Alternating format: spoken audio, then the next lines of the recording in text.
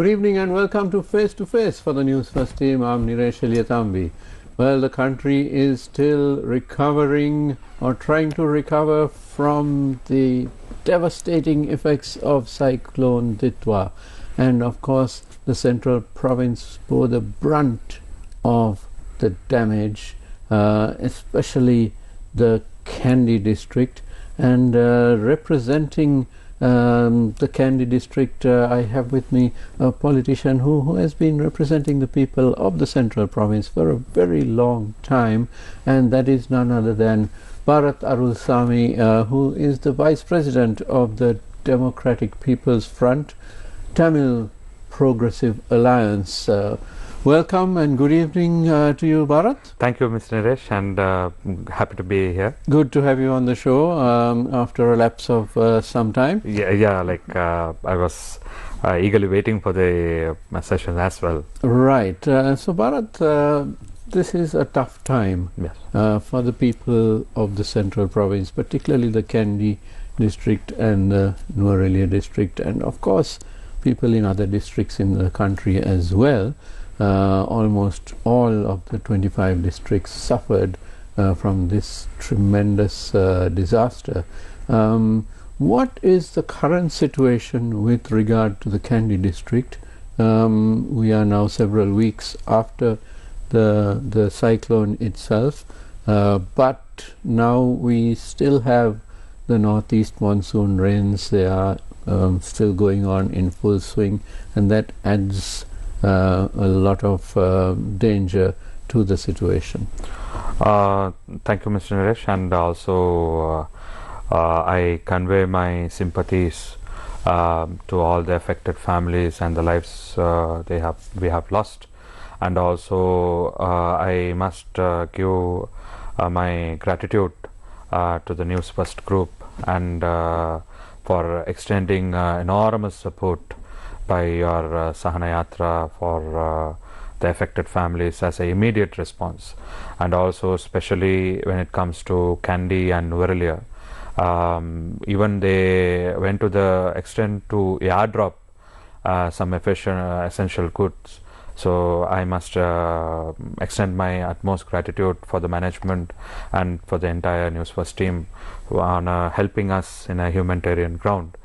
And having said, thank you for those kind words. It's my duty. What we do whenever there is any because crisis. it is. I by myself made a request, especially for Deltotalul, Kandura area and Ramboda area, where Ramboda we didn't have access roads, and I think the management here spoke to the Air Force and also got the Indian air supply, and they airdropped relief, which they were starving for more than 4-5 days without any food access. So I'm very much grateful for Newsfirst for that. Having said that, Kandy is one of the most affected district, unfortunately, in this Ditwah cyclone. Both landslide and flood severely affected our people. So, Gampola is no stranger to strange news to anyone, because Gampola was submerged with water. More than actually still, I can't rely on the official data which the government has, because the loss is very high, and we can't blame the system also, because they are also not clueless, because many families lost their loved ones, and also it's a huge property damage in Gampola, Gelio area. Right. In this kind of situation, generally there are revisions as we go along. Of especially the property damage, it will be revised sometimes up or down. Correct. And of course the number of deaths may also go up, or we hope it might, the number of missing people might be found, and it could go down. We have had situations where, for example, in the tsunami of 2004 in Indonesia, the death toll was expected to be well over 230,000, but in the end it was less than 200,000. Yeah. So similarly, we also pray and hope that those who are missing to be found, and also the huge threat of landslides. Unexpected areas have been affected with landslides. Now, one such area is Nelamba, which was recorded the highest rainfall, nearly 550 millimeter rain has been recorded there. So one entire village in Nelamba had been landslided, and the village has been submerged with landslide, and nearly 14 have died in front of their loved ones, the families. So this is a really unexpected cause of event, but we even though there is a discussion, school of thought, whether we have taken precautions, whether we have had advanced notice, whether we took it for serious or whether we took it for granted. There are a lot of arguments going up and forth, but unfortunately we have to see that Sri Lanka, being a part of Sandon framework, which was signed in Japan in 2015, so it is a duty of care of the government to take utmost precautions by notifying the people. So like now we have to see the effects, Mr. Naresh, in twofold, because what are the preventive measures, what is the overcoming measures. So preventive measures, it's little bit difficult to argue on that, but overcoming measures or countermeasures post disaster is the one we have to think about that. So Kandy is recovering, but still day before yesterday there was a huge rainfall recorded in Hunnaskiriya, Ududumbara area. So it's it's a seasonal thing. And when it comes to plantation sector, the plantation sector had severely affected, both in production side and also in the humanitarian side. So in Kandy, especially Deltota Divisional Secretary area, Gangahiyala Koharala Divisional Secretary area, Panvila Divisional Secretary area, Ududumbara Divisional Secretary area, and Doluwa Gampola Divisional Secretary area have been very much affected. And in Deltota and Navalapitiya, I think two entire estates, one Lulkandura, Narangana, the entire estates have been submerged with landslide. And in Alugolla, an entire village has been affected by landslide, nearly losing 15 valuable lives. They all presumed they are like 12 deaths and 5 presumed deaths. So it's an unfortunate event. Now, Mr. Naresh, we have a big challenge for upcountry, especially in the plantation sector. This disaster effects are not a strange thing. Every monsoon, if you go through, few families, they will be displaced and they will be sheltered in a temporary shelter. So here we have to have a sustainable solution for them. So what we are advocating as the Tamil Progressive Alliance under the leadership of Honorable Manoganeshan, using this situation as a stepping on an opportunity where to provide sustainable solution by identifying safe and dignified land and relocate the affected families in a more secure place. So this is what we are advocating, and this is for this, Mr. Naresh, we have expressed our fullest cooperation to the government and to the President. So our leadership had been communicated through the Parliament as well to support, and also we are advocating with foreign agencies and other governments to support Sri Lanka to overcome and rebuild Sri Lanka once again to its sustainability. Right. Now, Barath, you mentioned the Sendai framework for disaster risk management, which is an international convention on disaster management. We'll get to that in a little. But what I want to ask you right now is, okay, this was unprecedented. This amount of rain over a prolonged period. We saw the way the two weather systems merged over Sri Lanka, and then it was very slow moving. It stayed over the country for several days without moving. As cyclones go, it was not a very strong cyclone. It was just that it was simply scooping up the water out of the ocean on one side and dumping it onto the country on the other side. And this went on for several days before it finally moved out. So the amount, the sheer volume of water is what undid everything. So perhaps this is a freak storm. However, whether it is a freak storm or not, we need to be prepared, better prepared perhaps, and for that we need to take the lessons learned. But what I'd like to ask you right now is, a lot of damage was done. 1,200 landslides were documented in the UNDP report, which is using local data and also satellite data. That's immense. 1,200 landslides, big which number. means that, like you said, in areas where landslides were not expected, they happened. Right. So it wasn't easy to prepare for this. But and also the amount of roads that were fully submerged or washed away, destroyed, roads and a few bridges, and of course the rail track, that did immense damage.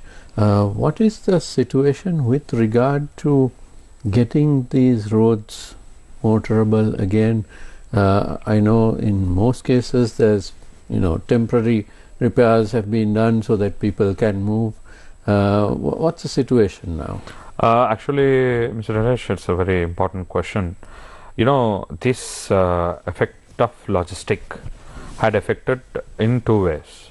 One, a direct effect on the families, and indirect effect in especially in the plantation region, both in Nuvarlia, in Kandy and Badulla, where the disconnection had caused immense economic fallback for the daily wage people, like those who earn daily wages.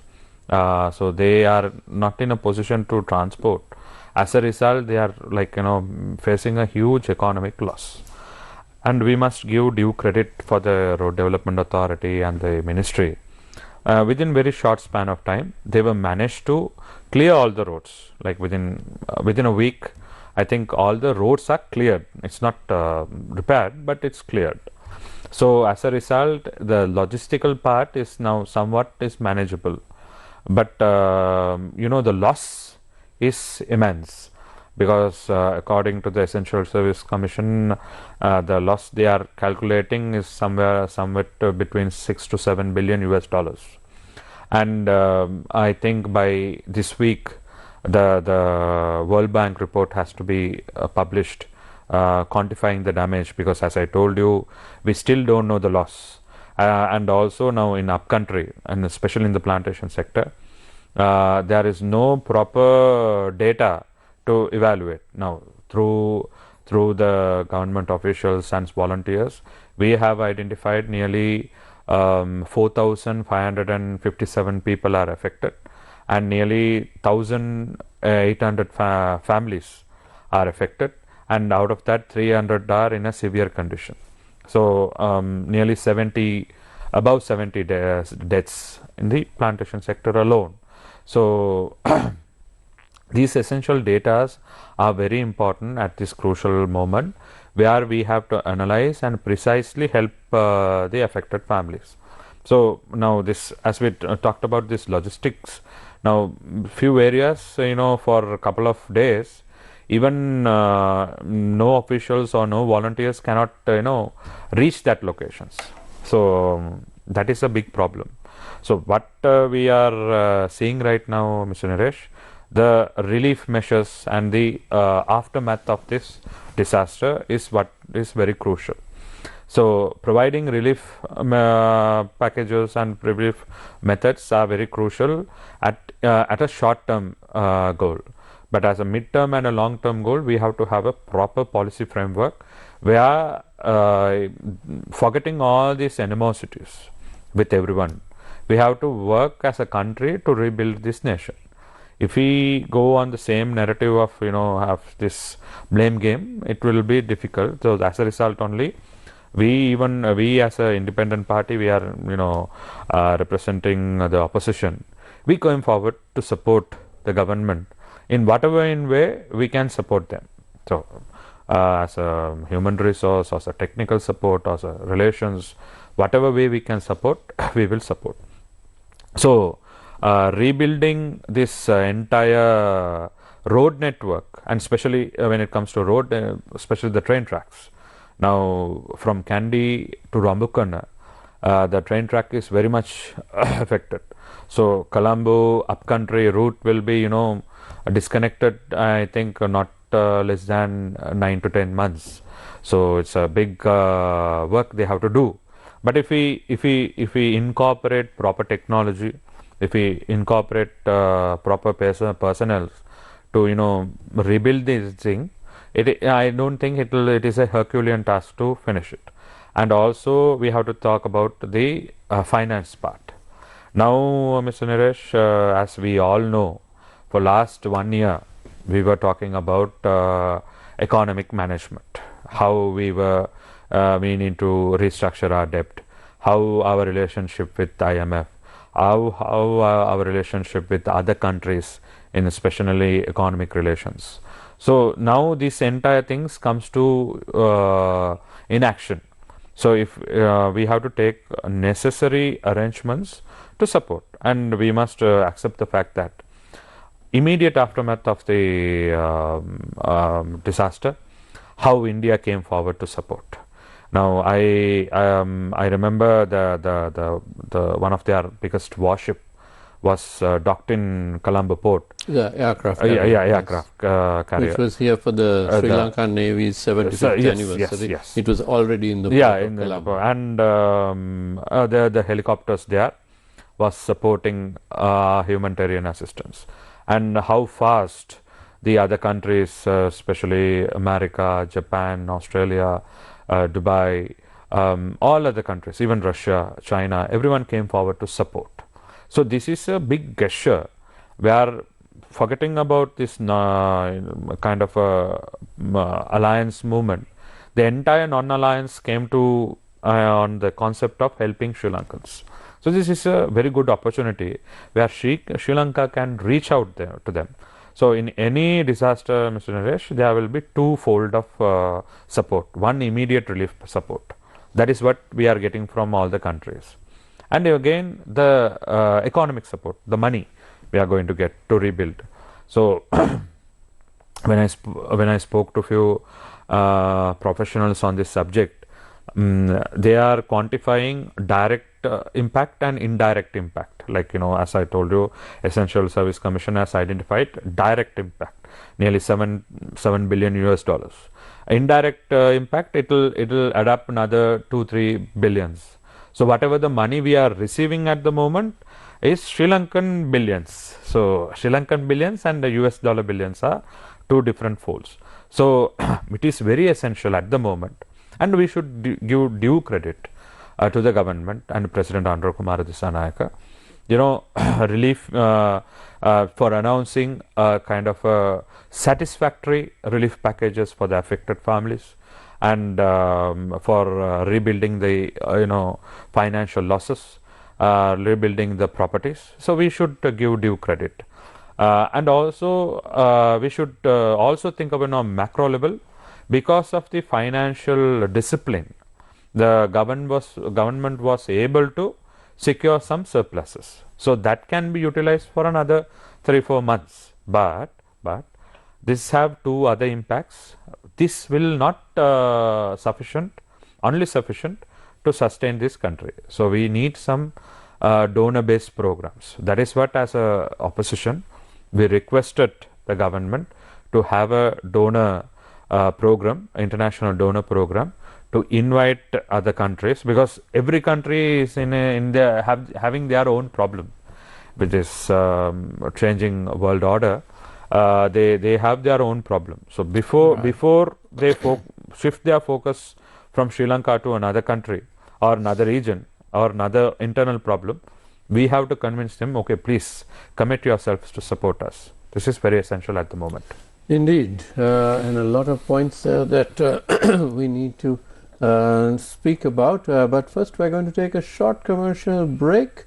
I am with Barath Arullsamy, who is the Vice President of the DPF. Don't go away, we'll be right back.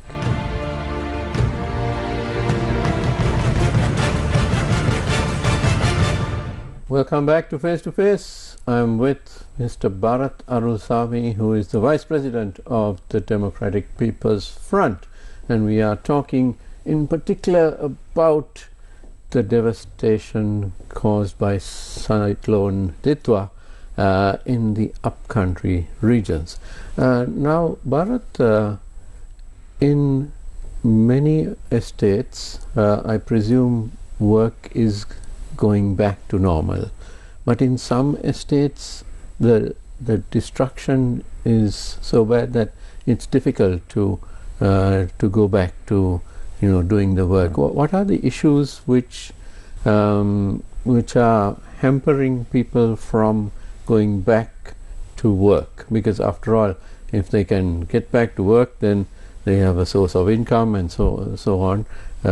So that's the ultimate goal, to get people back to their normal lives. Yeah. So what's the ground situation? Mr. Naresh, 5 districts, Kandy, Badulla, Nuvarlaya, Matale and Ratnapura.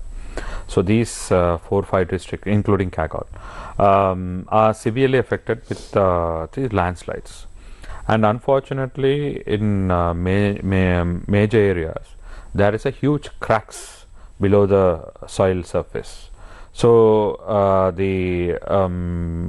to be very frank, Mr. Naresh, nearly 1 million population are living in the plantation sector, especially in the estate region, and less than 100,000 are directly engaged in plantation sector work.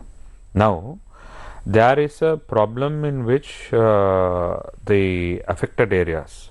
Now, I told you nearly 1,000 had been identified, and already there are 4,800 plus housing units are exposed to landslides and landslides prone area. So, NBRO had already issued evacuation orders in many estates, but unfortunately they don't know where to go, and there is no framework for resettlement. So disaster housing, disaster management centers focus on plantation sector is very limited. So as TPA, we are taking this as an opportunity to urge the government to provide them alternative lands. Now, for an example, I will give you one ground level example. In Navalapitiya, Gangahela Korala Pradesh Lekam Kotase, there is one estate called Grehet, which is under Kahavatta plantation. Now, that Paragala division is completely down. The houses are destroyed. Every one of them are sheltered in Grehet Tamil Vidyalaya. So now the schools have started. Now the people have to, the school also have to start their education, and people also should live in a very dignified way. Now similarly in Lulkandra, where the first tea plant was cultivated by James Taylor, that area is also got affected. So those entire 148 families are located in Deltota Vidyalaya. So now we have to make alternative arrangement for these people. So because in Deltota the entire housing area is submerged with soil. Now we can't use that place. So now we have to give alternative land and build them houses. So it's a big task. So now when I see the subject ministers on these subjects particularly, they are they are just they are telling the old same story. We have to seek land, we have to talk to the plantation companies. Mr. Niresh, now emergency law is in place. According to the regulation 8, the government can acquire land by emergency regulation if there is a justifiable cause. Now, according to the case Katuka versus Ministry of Lands, if there is a reasonable justification by the government, there is no legal barriers to do so. So there is no need now, no point of going and asking land from the plantation companies. They are mere lessees, and we can't always pressurize plantation companies to get into a humanitarian concept, because they are, it's a business organization. The humanitarian concept is a plus we are focusing on. So we are urging the government, okay, invoke the regulation 8 through divisional secretary, identify lands which is suitable and relocate them from there to from schools and other temporary shelters to a very safe and dignified housing units. No, we can't immediately build houses. We can't immediately build houses. You brought up an interesting point, because in Sri Lanka, all over the country, there is a shortage of land, of course. But in the upcountry, much of the land is owned by the state, but it is in the plantations, which have been leased out to the private companies. But in essence, the land still belongs to the state. The Crown's ordinance is clearly stating that the land belongs to the state. Right. So now there is no legal barrier. Like in normal circumstances, there are a lot of barriers. Now there is no legal barrier because the emergency is there. So emergency law is for a reason. However, it's better to try to sort it out without. Yes, I mean, I'm not saying arbitrarily emergency. Go and take everything. Yes. Just at least for the affected families. I'm not asking for the entire at the moment. That we will create a policy. But affected families on a humanitarian ground, I hope no one will object this, because it is a reasonable call for everyone. It's not for only Malayaga Tamils. I'm calling for everyone who are affected here. So if we can do that, Mr. Niresh, we can simultaneously start the schools and move the affected families in a safer locations. If we fail, then it is a kind of a responsibility of the government. They didn't take necessary actions. So that is what we are proposing. This sometimes few important people may not know this. That's what I am highlighting this fact.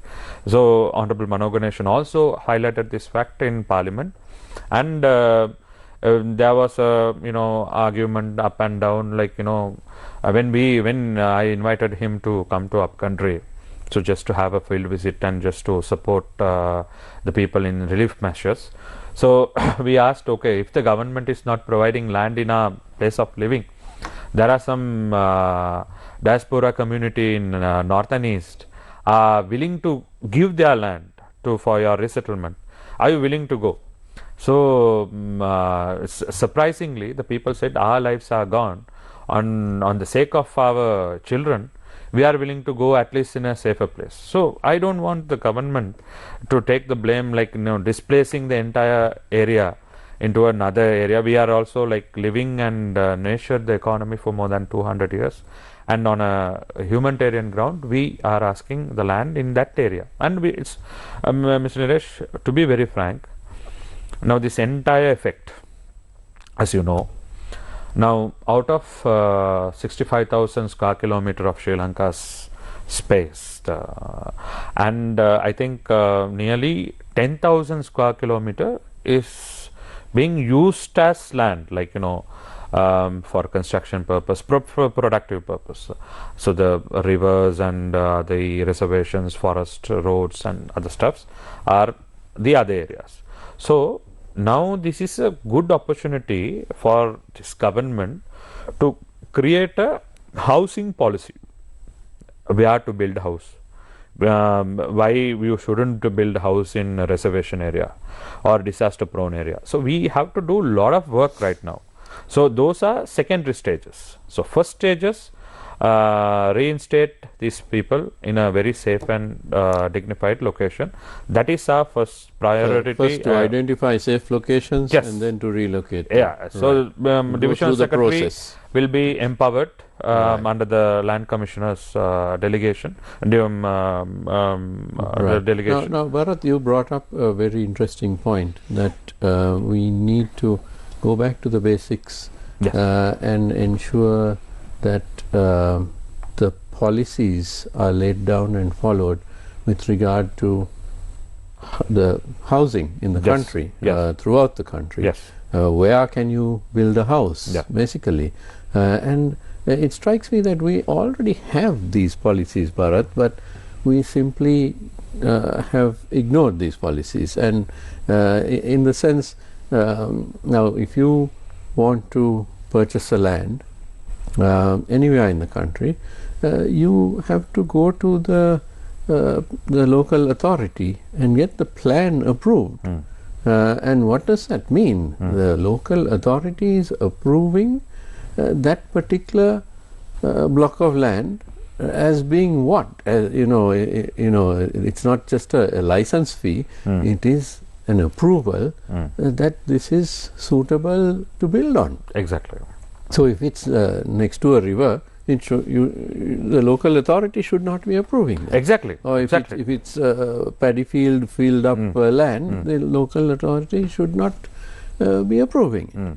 And so on. And the same goes when you go to build a house, whether you are building a 5-story building or a normal little house somewhere, you still have to get that approval from the local authority. Yes. And you go with your plan, and you have to give copies and all those things, and then they approve it. Yes. So what are they approving? They are saying, okay, this land is good enough, this house that you are building is safe enough. Yes. All that. But unfortunately, Barath, you and I know that corruption has completely disrupted this system. Yes. Whether you are building on a good land or a bad land, it could be right next to a river, or it could be a perfect spot. Yes. You still have to bribe the technical officer. Exactly. Yeah, exactly. This is the it has become a practice. It was a given. The people are at fault for paying that, and of course the government servants were at fault for demanding it. Yes. And this was the situation. Yeah. So hopefully now with this new policy of anti-corruption, these things will be less. But it goes back to that, doesn't it? We have the policies. Exactly. But we simply ignored it. Yes. You could build anywhere, anything. Yes. Yes. Now one classic example. We build a house on the route of elephant passing, and we will cry that elephant has attacked us. So that is the misery. Because I remember when I went to somewhere in Anuradhapura, Polanaruwa, so there was a family who had been affected by this elephant attacks. So that was a jungle. So there is no road, nothing. But electricity has been given. So he is saying, how can electricity be given without Gram Sevaka's approval? So then it is legally valid, no? So I didn't make any illegal construction. So it's a chicken and egg situation. I mean, the people should know better than to build on lands which are unsuitable. Yes. And if they don't have a choice, then it is up to the government, including local authorities, to provide suitable lands through supporting the people in whatever way. And of course, local authorities need to look at the NBRO maps are there. Exactly. And you don't actually need an NBRO map, Barath. I mean, when you look at a mountainside, you know that this is a dangerous spot or not. And I'm not referring to the cyclone per se. That was a freak. Yeah. But we get this situation every monsoon. Exactly. So, and Yeah, we get obviously. the landslides, and we know that that area there's going to be a landslide That's at true. some point, Yeah. but people are still being allowed to build houses. Yeah. So I would query the role of the local authorities in this, and the technical officers who allowed this. Of course, not all technical officers are taking bribes and so on, Yes. but it became the norm. Yes, I mean, we yes. have to call a spade, Yeah. right? And hopefully this will now be reversed, because it begins at that ground level. Yeah, Mr. Naresh, you are very correct, because now I always believe every chaos is an opportunity. This problem, the cyclone, the effects of Ditwah, is an opportunity for this government to establish some solid policy framework. If not, Mr. Naresh, it will be again a never-ending story, where each regime will talk about something and something else will happen. Because now, as I know, there are some predictions in coming years, like 2026, 27.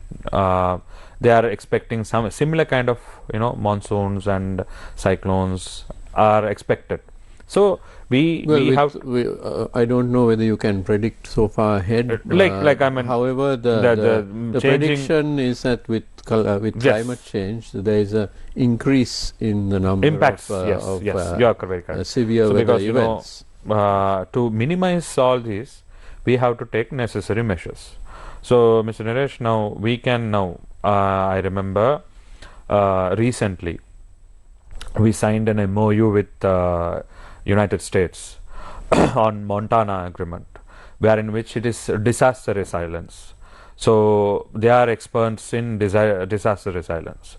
So we can use their technology to, if we don't have a mapping on disaster resilience, especially on landslides or soil erosion or sea erosion, so we can identify and have a precautions. As I told you, like our housing policy, we have to create a housing policy. On this land you can build house, in this land you can't build. And I remember you told in a previous program about Singapore have a clear-cut policy on how where to build a house, where not to build a house, apartment, how long, what is the duration. So likewise we have to have a mapping.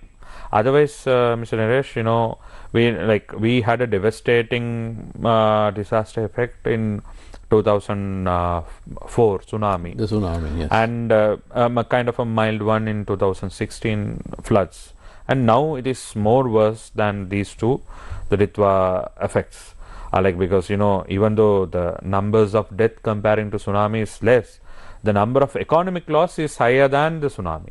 So now, as a nation who is slowly getting up from this crippled economy, getting a very big hit, it will further make the businesses and the lives very miserable for all Sri Lankans. It's not only limited to one area. So everyone are going to be affected, because the economical condition at the rate of purchasing power and investing new businesses and rebuilding businesses are going to get affected. This rebuilding economy itself will take at least another 2 years. You are Right. well aware the effect of 2022 was mildly okayish in this early year only, because 2 years we were suffering. So again, a kind of a similar hit will further cripple us from getting up from the economy. So my idea is very precise, Mr. Naresh. We should have immediate plans to mitigate some similar effect to be happen, Right. like disaster resilience, Right. mapping outs, and creating policies immediately to mitigate these kind of effects. Right, and you referred earlier today to the Sendai framework for disaster risk management, which is of course a global convention which laid down rules and regulations Yes. and policies by which governments are supposed to work towards protecting their populations from extreme weather events. Yes.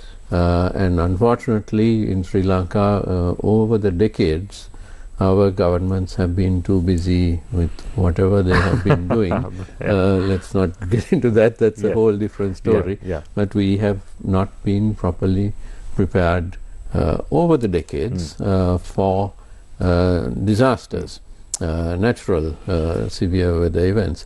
And now I'd like to ask you, and we're almost out of time, unfortunately, but I'd like to ask you a very practical question. Now, when people are told there's going to be 150 millimeters of rain, and they know that they are in an area, the house is in an area which floods, but they still won't move, and that is because of two reasons. One is they are afraid that others will come and steal. Examples, ample examples. Yeah. The other is that they don't have much faith in where they are going to be housed during the crisis. And that is very troubling, because we don't have any many proper shelters. It's usually a school which is turned into a shelter, and that doesn't work, because a school is built as a school. It is not built to house let's say 1,000 people for a month. The toilet facilities, there's so many. A lot of it doesn't have any beds, and what about the elderly people and so on. It just doesn't have all those facilities. So it's very much, a school is very much a makeshift area. The same goes for with these temples or kovils or churches, the same. Of course, all these places open their doors to the people, but it's simply not a proper shelter. And we need to get this straight, so that people will know that they are moving to a place temporarily which has all the facilities, including stockpiles of food. Because now what happens is the divisional secretary has to go shopping, basically, because it is the money which is released to him. They don't actually have huge, proper stockpiles of food. So we need to develop those systems, don't you think? Mr. Dinesh, even you are very correct. In some areas, people had money, but there were no stocks of food items, rations. So money is there, and there is no food items. So that was another big story to discuss with. Mr. Dinesh, like two things in that disaster resilience. Now, especially Sri Lankans, especially average people like you and me, are very much alien to disaster evacuations and kind of if there is a disaster, what we should do. That most of them are panicked, so they don't know what to do. And also, we don't have a system in which we don't give due consideration about what is happening in these global changes, in especially climate changes. So we just talk, okay, there's someone is talking about climate change. That doesn't affect us. Somewhere happening, like I remember some volcano erupted in Africa, affected India. So we are no strangers to any other places. We are like part of this ecosystem. So whoever does a mess in some corner in the world, we are going to affect that. So we first, from the education level, we have to teach every single one about this disaster resilience. One. Second, our technologies. Now, as you are well aware, in our phones we can easily see what is the raining day, how it's cold or sunny or hot. We can easily understand. Likewise, people should understand and update themselves about what is their climatical conditions. That is true. Third, we need a complete mapping on, like now for an example, in Colombo, Kaduval area, whenever it's raining, it will get flooded. Kalani area, whenever it's raining, it get flooded. When it comes to Kandy, whenever there is a huge rain, Akurna will get flooded. When come to Nuwaralia, whenever there is a huge rain, Hatton will get flooded. So here we need to think about this. I remember when we talk about this capital expenditure, the government should focus on those things, like irrigations and everything. And we can't blame the government at the at now. They can't do everything, Mr. Naresh. Now they have to see what the government can spend, like especially roads, infrastructure, and other things. Now and also government should see whether they can partner with private entities, like public-private partnerships, and they should be open for investments. And here we can't only run in donations. We have to also bring investments. Now for the investments, I always keep on saying our labor policy is so rigid and weak in the sense both we have problem, because where it should be strong, it is weak. Where it should be little bit flexible, it is rigid. So that is one. And as I told you, our land policies, we have to have a resettlement plan. We have to give proper places to stay and investments to come in and work on that. So there are a lot of reforms needs to be done immediately.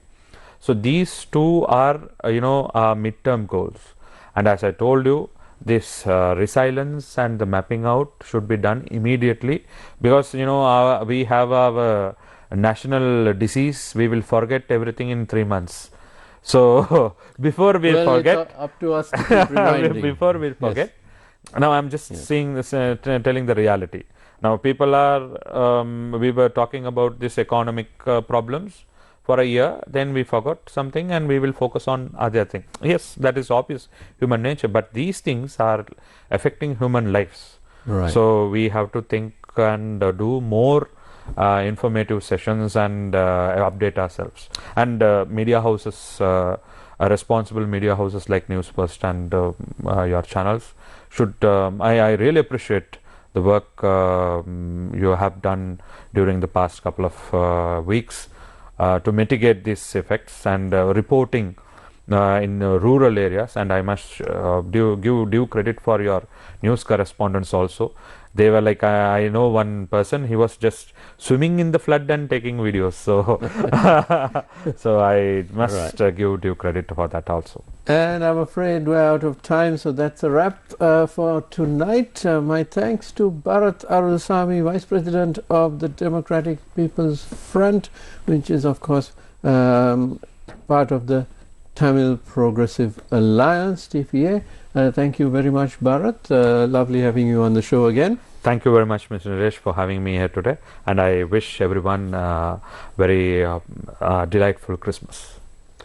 And thank you to you for watching. Don't go away because the news is coming up next. Have a great evening.